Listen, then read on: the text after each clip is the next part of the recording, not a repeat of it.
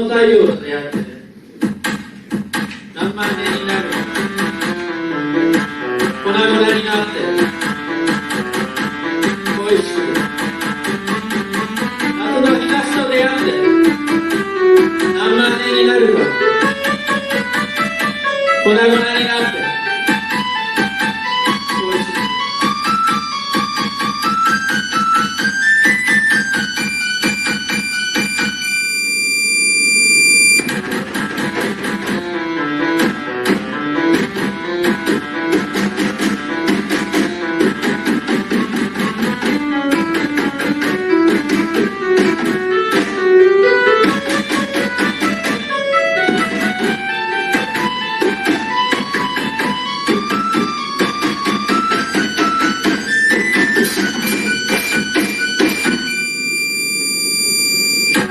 夏になると蚊はうっとうしいとよく聞く。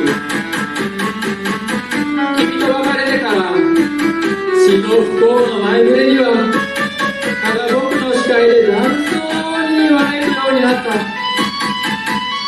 蚊は太陽の射す方向に旅を重ねるが、それは蚊が太陽に振られたからかもしれない。星は太陽になれるものと、なれなかったものがあると、夏休みの宿題で習ったが、彼も太陽に振られた同類なんだね。月さえも哀れんでいます。月さえも哀れんでいます。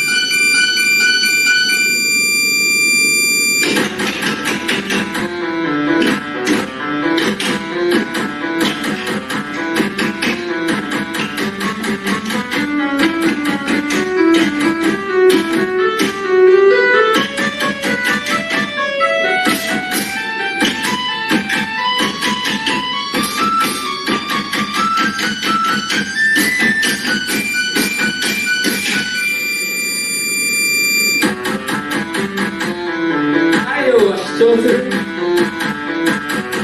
夏になると血を吸いにきた蚊を叩く人が増える。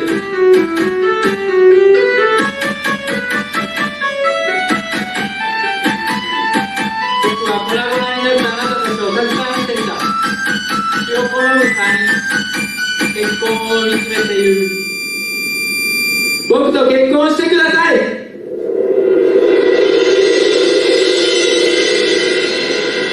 太陽は失笑する。